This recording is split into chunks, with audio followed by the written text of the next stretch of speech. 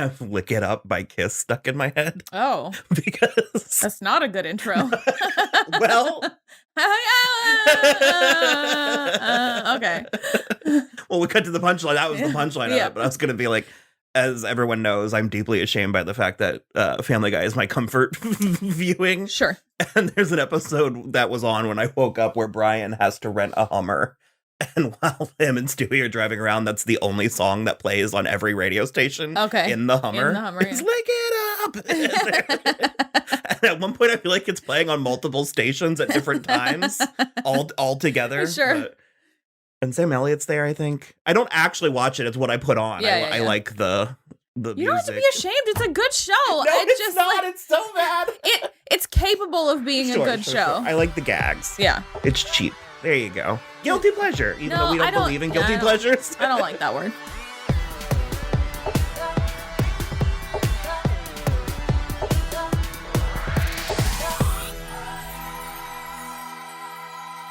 Hello, everybody. I'm Will. And I'm Kristin. And this is So I'm Watching the Show, your twice-weekly pop culture podcast where we talk about movies, TV, music, and more. As always, this is a spoiler show, so you have been warned. On today's episode, we are going to circle back to a movie that we missed when it came out initially called Yes, God, Yes. It is a very little film in I think, all the best ways. I mean, it was based on a short. She made a short, the director first. Having not seen the short, you kind of told me what it was. And I feel like this was a really interesting... they were able to mine something out of the short, which I'm not surprised when talented people are talented, but... I think she probably had more of an idea, but had when she made the short, but it was just the short is basically just the stuff on the computer. The first scene? At home. Okay. Yeah. The writer-director's name is Karen Maine. And it's starring Natalia Dyer. And Timothy Simmons from Veep. He was the father. Father Murphy. Yeah, you're right. They do just call him father. It's real weird. Oh, it's so gross. He's Jonah on Veep, the dick that works in the West Wing. Because we had Father Bill, but we called him Father Bill. So yeah, you don't just say father. We had Mike Pence's house. Well, when you're addressing him, you would. Sure, but they're calling him father to each other. Father told me what you did. Yes. Gross. Gross. I mean, you're coming at it from a very secular place. Yeah, I am not Catholic even remotely. Also, we were coming at Father Bill from a very secular place, if you know what I mean. So, yeah, well, we're probably going to kind of dive in. This was, considering the content and the amount of you do watching it, it's a very light movie. It is, yeah. Nothing terrible happens. No. It comes in at a mercifully tight 78 minutes. Yeah. And I really enjoyed it. Okay. For me, this goes... Well, I was telling Will before you came in here, but I was like... There's a lot of things about the movie where I was like, it feels gay, even though it's not. Okay, sure. No, I get it. And he was like, yeah, I see that. And I was like, the repression, you know? Well, there is a scene in a gay bar. Sure. Yeah. But just the whole thing, because everything I was comparing it to, I was like, it's very... but I'm a cheerleader meets Saved meets sure. I see all that. Boy Interrupted, but way down to turn the knob down on all three of those. Girl Interrupted. Boy Interrupted. Or Boy Erased. Oh, okay. I was like, you're saying the wrong words, but I know I want to be there, but you're saying the wrong words. I made that mistake, I think, when we were talking about it. Because Boy Erased is a doozy. And that's the one with Lucas Hedges and Russell Crowe, right? Yeah. That was a good movie. Nicole Kidman. Well, yes, and of Russell Crowe. Of course, Nicole. Lucas Hedges and Russell Crowe. That's the takeaway from Boy Erased. Their relationship is I would have taken Joe Alwyn before I took Russell Crowe. Their relationship is the one that has to, come to Jesus at the end. Yeah, it's almost like Russell Crowe isn't in it. Nicole Kidman is the one that does everything. Well, Jesus Christ, I'm You're sorry. You're in time out. That was unforgivable. Donnelly Champlin is in Yes, God, Yes. Does that help me at all? No, because I think that she was used terribly. Yeah, she was awful. I don't know the behind the scenes story. I don't know if she was doing a favor or just wanted to be in it, but I was for clarity, she's not awful in the movie. Her character is awful. Well, she's not used to the heights of Donnelly Champlin. Yeah. Especially within the scenario, she is Grand Dame status, and they don't, Sister Louise was amazing. So, okay, we're already so far off the rails. So, because it is wafer thin, I will give the synopsis. You don't want to just give the synopsis that I was telling you? No. And after an innocent AOL chat turns racy, a Catholic teenager in the early 2000s discovers masturbating and struggles to suppress her new urges in the face of eternal damnation. It's, again, lighter than that. Well, it's lighter than that, but it just is like, you can feel the heaviness of everybody's guilt in this movie. It's a lighthearted movie to a point, but you can feel them like approaching 30 and some of them realizing they're like into BDSM and they just can't get there. And I'm just like, I could see the futures of all of these kids and it was grim. It reminds me of a story from Gita Montese's book where she talks about going to a party. I feel like it's like, it was out of Hollywood. She had to drive there. And so she was in the country and she was in her full blown black skirt, hat, veil, red shoes. And there was a boy that she heard him say, "Dad, look at the pretty lady." And the dad looks and said under his breath, "No, she's not pretty." And kind of pulled him away. Oh, and Dita smiled because she was like, in that moment, his father just created something. Thing for him. Yeah. And she was like, I will always get the last laugh. Yeah. That boy will think she's pretty forever. He just won't talk about it anymore. Wow. And it's kind of, and I mean, she tells it sort of lightheartedly, but it also is kind of. That's horrible. It's so sad and gross. Well, because also, I mean, children are so innocent. It's that thing that we've talked about before where I should. Well, when she's all in all of her getup, she looks like a doll. She looks like a Barbie, and not burlesque. I mean, like she's in a grocery store. Yeah.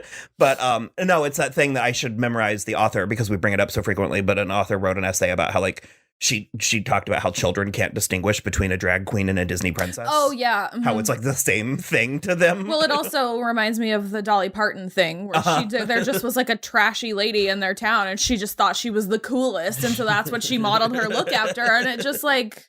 No, it was really, really.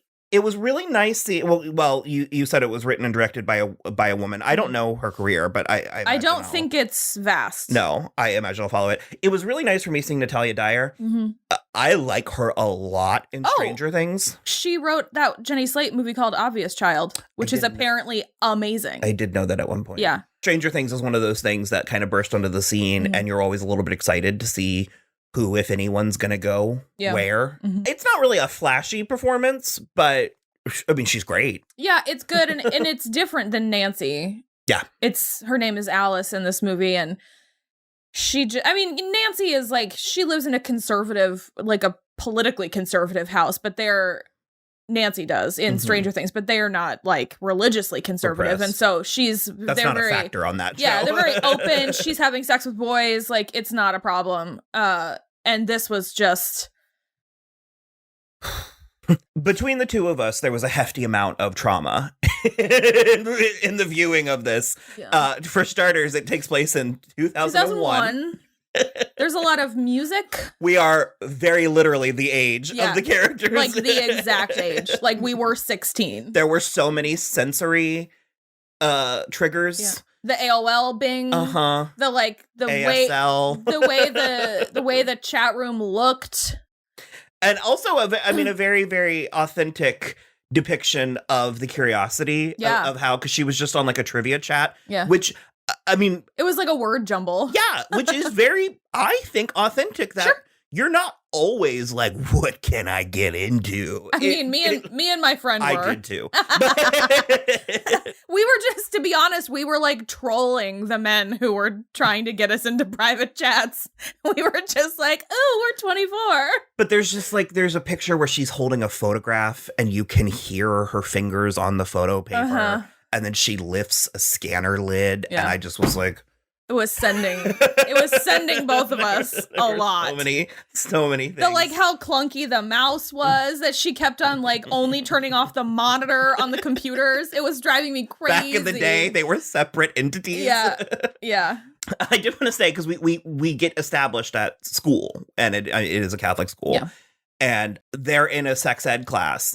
And it's as you would imagine. It's terrible as you would imagine. But I did want to give the school or the teacher, whoever was in charge, the barest of kudos for establishing that men are like microwaves and women are like convection ovens. I did like that. I did like that also, especially because it pays off so beautifully later when the boy is like, I get turned on like a microwave. Well, she also said, like, on one or two occasions sees a microwave, and she herself gets kind of flustered. Yeah, she's like, oh. No, I know, it's really good. Well, that's another part to that, to me, was, like, very realistic, because there are points in adolescence where, like, you hear one word, like, when she's chatting with that guy at first and he says, "You're so wet." And then every time she hears someone say that something is wet, she's just like, that word doesn't mean the same thing anymore. Well, and so she's like, the way I read into it is that she was mostly there. Yeah. But there was still a slight question. You're just like not 100%. And so the dad like spills his water on the mom. Wife, and the mom's like, "Oh, I'm so wet." And she's like, I don't know exactly what it means. Because but that's the type of thing, is like once you kind of understand that some of these words have a different meaning that is sexual, every time you hear that word for like those 5 years, you're like, you can't stop blushing, and you're it's like that optical illusion where they ask you what you see, and kids see dolphins, but adults see two people having sex. Interesting. Have you not seen that one? I have not seen that one. It's not like a magic eye, is it? No. Oh, that's definitely people having sex. Where are the dolphins? I can't even... Oh, the negative space is the dolphins. Oh, I see the dolphins now, but it's like, it's as if there's dolphins around the people having sex. That is hilarious. Yeah, there's the dolphins. Yeah. Wow. I saw a thing at Bed Bath & Beyond, and it was like it was art decor, obviously, for a laundry room, but it was like taking on life one load at a time. Oh! It was like that. I can't unsee certain things. Yeah, for sure. No, okay, we need to. Although, trigger warning, we will probably have a discussion about tossing salad in a few minutes, but yeah. So I did enjoy.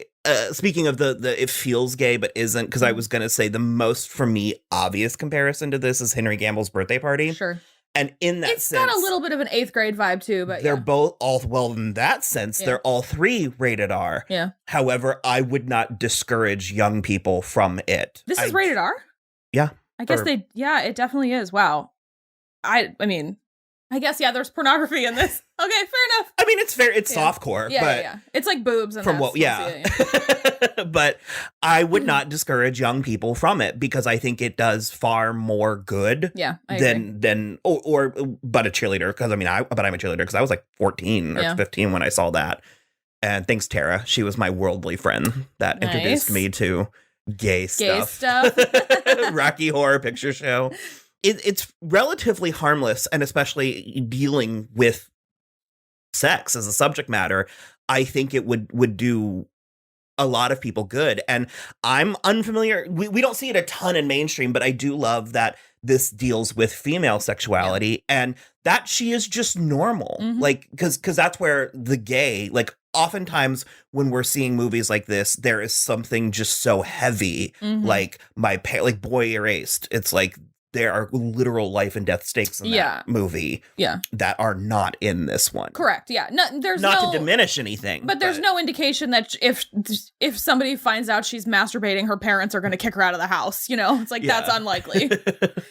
We believe female sexuality should be normalized way more than it is. At some point, we'll just plug it here. There's this amazing documentary called This Film Is Not Yet Rated about the Motion Picture Association's rating system and how broken and sort of semi-corrupt that it is, because it is very specifically skewed to give a worse or a higher rating to movies that depict a female orgasm specifically. And it's just like... Or it's like, you can get away with violence. Like, violence is overwhelmingly preferred to... Or just, it's like, we, like, watch Jason Biggs fuck a pie in American Pie, and that is good to go. But it's like none of these movies that depict female pleasure, they're all R or NC-17, and then they had to fight back down to an R, and it's just like so disappointing and horrible. Basically, like men coming is funny, and women coming is taboo. Yeah. And it's unacceptable. We gotta keep that status quo. And it's not good for mainstream audiences, which I so totally the whole disagree movie you're with. watching, and you're just like, I just want her to get that nut. I was like, I just want Alice to come. I was like, she keeps on getting like almost there. And to be fair, she's edging herself for like a week. So maybe it'll be amazing when she finally gets there. But it really is just like, she keeps getting interrupted by like her mom coming home, or like somebody walking in the room, or like close to where she is, or like her phone running out of batteries when she's trying to masturbate with the vibrate setting. And it's just like, it's so frustrating. Because that also is a fun place with the title, because at no point does anyone say, yes, God, yes. Yeah. But the way the movie ends implies Mhm. that. I love how wholesome this like sex comedy is, dramedy. Yeah. Because what ultimately, it's like Chekhov's gun. What ultimately does it for her is the sex scene from Titanic. The car scene from Titanic. And we're introduced to that at the very beginning of the movie. Yeah. And there's something about that just feels so, like, I literally wrote down, I was like, considering how like this movie can be, the words that came to mind are gentle, honest, light, funny, innocent, like effervescent stuff. And I'm down the middle with the arm hair. Oh, okay. Okay. Because first of all, and I'm assuming I speak for women too, but that's a thing, at least for me, it can be. I am very particular about men's arm hair, so I do sometimes like it. It depends on the rest of the package too. Yeah, my issue is that it was fake in the movie, which makes it comical in a way that took me out. Sure. And I'm like, you just, I mean, that guy was adorable. What was it? Was a Wolfgang I was like, Novogratz. Yeah. He was excellent in the movie. Very he was cute. actually so good. This is nothing against him, but I'm like, you couldn't find a guy that just had like hairy forearms. Yeah. They're there. Like, or even have her fixate on something different about him.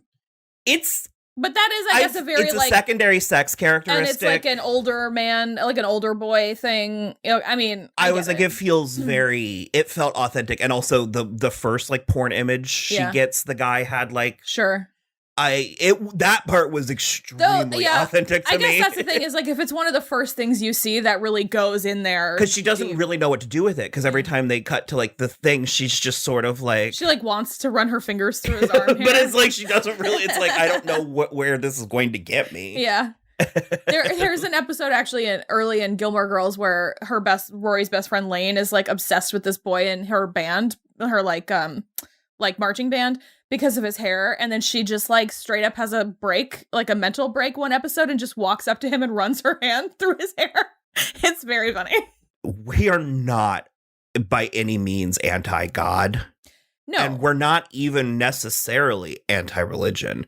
But this shit that is depicted is so toxic. It's toxic. So it's harmful. Tragic. Especially if you're not equipped socially for it. Which they are. These kids are not. Some of the girls are. Well. They have no problem with the double life.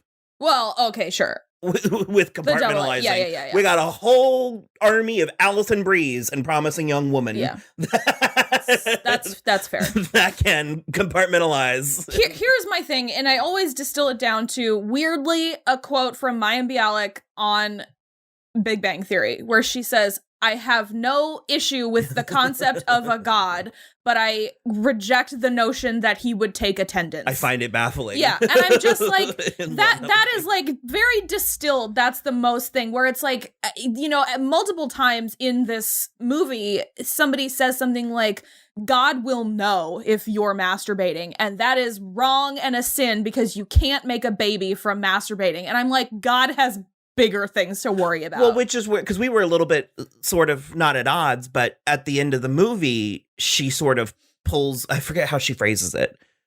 He says something about like, God will know. Oh. God will stay. You think it's going to be, it was important, but he basically tries to pull a got you on her, and she's like, no, I got you. I got you. And for a minute you were like, I don't like that. And I was like, I do, because it's the thing I always said, where I was like, look, we can argue in this reality we can argue what is a sin and what isn't until we're blue in the face. Mhm. What I'm saying is, don't worry about my sin. Sure. I got it. Oh, sure. It's like God's watching you. I'm sure he is, and he's watching you too. That's where I'm at. It's not like, that I didn't like it in that way. I agree with you saying that, but she said, do you think God will forgive me for watching? Basically, she's like, I watched people having sex this weekend. This is her confession. And he's like, what? And she goes, well, it was on a video and it was this. And she describes perfectly the pornography that he was watching while he was leading this creepy anti-sex camp. And so he's like, she's like in the closet in the movie, and she catches him watching porn. And he's like, oh, we're at like a mutually assured destruction place.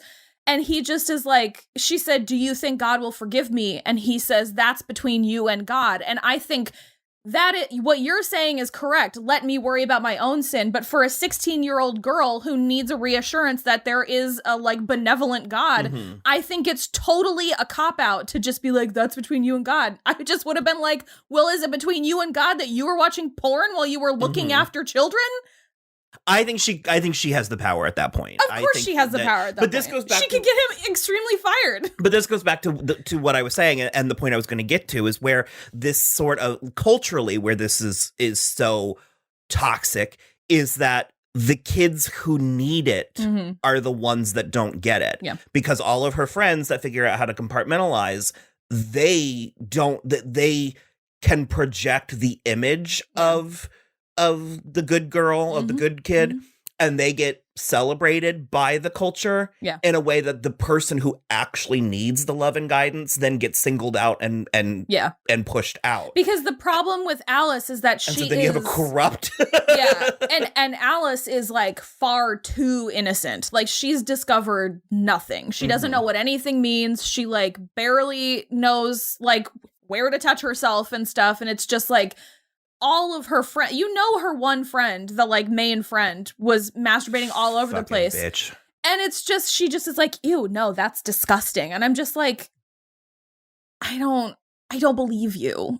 Like, you know what I mean? It's like it's like you're projecting this like air of innocence, but you're actually probably not. And you're just wielding it in a way to make other people feel bad about normal things, which felt like every girl in this movie and Donald Champlin. But not Sister Louise. So Sister Louise isn't really, well, she is a presence, but she's not like a character. Yeah. But I was like, there's no way that was a fluke. Like that had to have been sort of placed in there. I thought for sure she was going to go sit at the lunch table with Sister Louise. But she goes and sits with the weird girl. Yeah. And frankly, I liked that too because she was barely a weird girl. The implication, she just needed to comb her hair, but everyone knew that girl when you were 15. But the implication is not necessarily that she is now tethered to this girl forever. It just shows her like breaking the chains of this. And then they have like, not to be judgmental or classless or whatever, but they have like the saddest conversation where she's like, after this camp, she's talking to her dad and she's like, Dad, have you ever had sushi? And he was like, the raw fish? Ew, no. Yeah. And I was like, imagine living like that. And I don't mean quite literally sushi, but it's like, imagine like something anything. As normal. Like I was 15 the first time I had sushi. Yeah. And it's just kind of like, like imagine not having.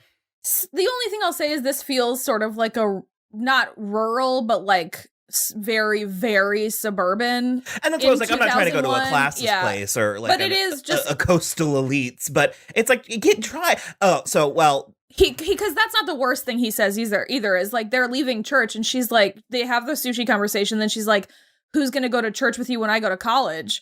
And he's just like, oh, yeah, maybe I'll start going to the late service so your mom will come with me. But also, the state school is only 40 minutes away. You can come home on weekends. And I was like, well, I was going to say, like, no. We glossed over the best scene in the entire movie. And it's actually hilarious. And that's why I was like, this is not a flashy performance, but I think it's an excellent performance because she's disillusioned like 4 ways over at well, this point. And the biggest catalyst for the whole movie is that some fuckboy at the school started a rumor that she tossed his salad.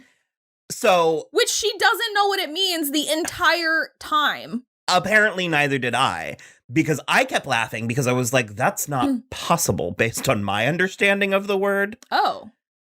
And I looked it up, and was? When a man loves a woman. Okay.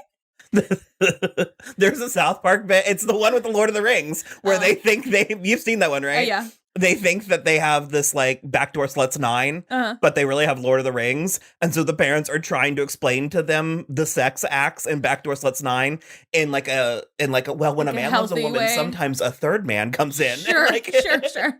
And Butters is just kind of like I thought that there was semen involved. Ah, okay. And no. Well, I looked it up, and apparently we're all wrong. It's a prison term. Oh no!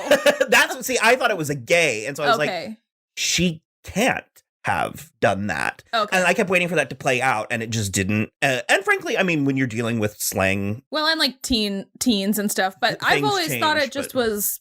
Well, that's rimming. I mean, why butthole stuff? Yeah, no. I thought it was an after. Oh, I see. And after the fact. See, okay. You created this act. But no, it's apparently a prison term that initially literally involved salad dressing. Ugh. I don't like that. So. I don't like that idea. So no, it kind of goes nowhere in the movie other than being the catalyst. But so I do love when she just goes for it with the senior boy. Yeah. She just starts kissing him. She's just I like Natalia because she's just like grinding on him. She's just like humping his leg. She just needs to come. It's like that is my thing with this movie is I firmly believe that she just needs to come. And then she runs into him later at school and he's terrified of her. He really is. He won't even hug her from the front. Well, that actually I thought was very cute, where she was like, she apologizes. Yeah. She's like, you don't have to be scared of me. It won't happen again. She's like, can we at least have a hug? And he's just like a side hug. But it was, no, I thought it was cute. It was cute because after that scene, she's like so frustrated and embarrassed from making out with him, and they're at some campfire. Well, and she's already seen the priest masturbate to the porn, and so she's just like, does any of this mean anything? The counselor girl who was like very disappointed in her blowing some dude. Yeah, she was very disappointed because she kept her cell phone, and then she's just like out in the open for the world to see, just like next to a tree, just giving a blowjob to some boy that's also at the camp. And so, which that's not the part I'm mad about. No, it's by the all hypocrisy. Means, experiment at camp. Yeah, it's the hypocrisy. But so they're at this campfire, and it's the funniest performance from Natalia, where she's literally she very slowly just kind of stands up and backs away. She does. And then like turns and bolts. Yeah. Like there's a lot of promising young women compared. I was gonna say like Max Greenfield, just like piecing out at the end. But it also is kind of she sort of is doing like a Jean-Ralphio and Mona Lisa Saperstein. Don't be suspicious. Like, don't be suspicious, and she's just like or Homer Simpson into the bushes. Yeah, and she just like takes off and. That I mean, I was rooting for her. I think we've all been there. Yeah. And so she was wandering down the road in the middle of the night, and she stumbles upon a lesbian bar. An amazing lesbian bar. It seems like a good place to hang out. There's like 7 people there. And she walks up to the counter, and she's like, wine cooler. And the bartender looks at her, and then the other patron, and just is like, and hands her a wine cooler. Yeah. And called Berry Blast, which I thought was a very fun play on words. I'm pro. I'm very European in my attitude. Well, also in my attitudes towards the one sitting at the bar was the owner. Mm-hmm. Yeah, her name's Gina. They know that they know who she is. Yeah, this is not the first time. She's wearing the sweatshirt from this like creepy camp, and so she drinks it, and then she's like another, and the bartender's like, no. She really does pound that wine cooler. She has like 2 gulps, and she's done with it. But she just has this wonderful conversation where they talk about nothing. Mm-hmm. You know what I mean? Yeah. With this like biker dyke. Yeah, she's amazing. And the woman's like, let me take you back. Yeah. You know, you're not the first kid that's wandered into my bar. And when they get back, she's like, I forget what exactly she says, but she was like, go to she was like, look at colleges on the East or West Coast. Again, not to be an elitist, but it's like there's truth to a lot of cliches and stereotypes. It's just they're rooted in. It's a little more open than a lot of. You could just experience more. Just anywhere that's a city. Go to experience more. Yeah, go to a city. Because you made a joke about like lesbian fairy godmother, and I was like one and the same thing. One and the same. God bless the lesbians. Yeah. It's redundant. We were talking about Haim one time, and Jen was like, God, you're such a lesbian, and I've never been more flattered. And then we already kind of covered the end. She survives the camp. Yeah, I mean, that's not a question. What? That she's going to survive. Emotionally. Okay.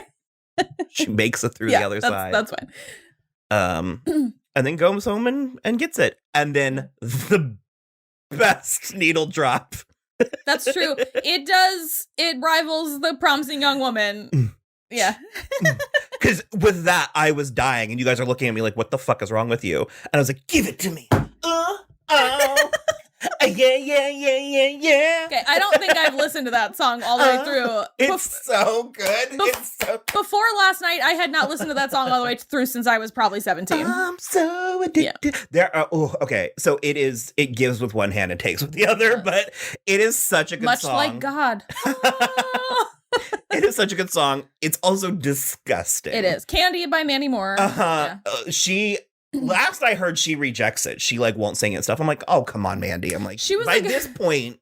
She was reading the lyrics on somebody's daytime show, and she was like, this is senseless. She was like, it doesn't mean anything. Well, there's so many words, like loaded words. Like, I'm surprised Dawson and Joey aren't like reading the lyrics to each other often. They're a lot more Sarah McLachlan-y. All in all, I loved it. I thought it was great. It's not the kind of thing that well, it would have changed my world when I was this age. Yeah, same. So, like I said, I already had it. But I'm a cheerleader. Yeah. But God, I hope the people that need this stuff find Me too. And it's on Netflix, so you have to have sort of fingers crossed that they will. Mm-hmm.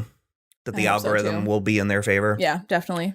So I'm very positive on the kids. I think that the kids do stand a chance. So yeah, I mean, obviously I know that, camps like this still exist, and obviously the whole Catholic Church still exists, but I do feel like we are moving away from stuff like this, which makes me feel really good. Like, I feel like we see stuff like this less and less, which is I'm appreciative for. Because I mean, when we were in high school, there were still people doing like abstinence pledges, and like all of the Jonas Brothers had purity rings for a while. I hated that because we were like 21 or 22 by that point. And I remember, because my mom agreed, she understood what I meant, but we had a conversation about it. I'm like, you're still commodifying the sexuality of a teenager. Of a young person. I was like putting a visual cue of their virginity on, I was like, that's disgusting. Yeah, it's really gross. Have you ever watched those documentaries about the purity balls? Mm-hmm. Oh God, it's tough. Pledging your virginity to your father. Which, frankly, I mean, there should be nothing wrong, because it also it's tarnishing an innocent father-daughter relationship. Yeah. I think a teenage girl should be able to dance with her father. You know what I mean? Sure, like, but it's like, but it puts such when you are literally using the word sex or purity. It's like, ugh. It's really icky. I'm not a fan. All right. Well, yes, God, yes. It is available on Netflix, as we've said. I'll have what she's having. I think the short is sort of a bit available just around. But I think the movie obviously delves into it a little deeper if you're interested. Other than that, you can follow us on Twitter @SoI'mWatching or Instagram @SoI'mWatchingThisShow. We also have a website, soimwatching.com, which links out to everything, including our YouTube. If you're already watching us here, please subscribe. If you're only listening, then go over to YouTube and subscribe.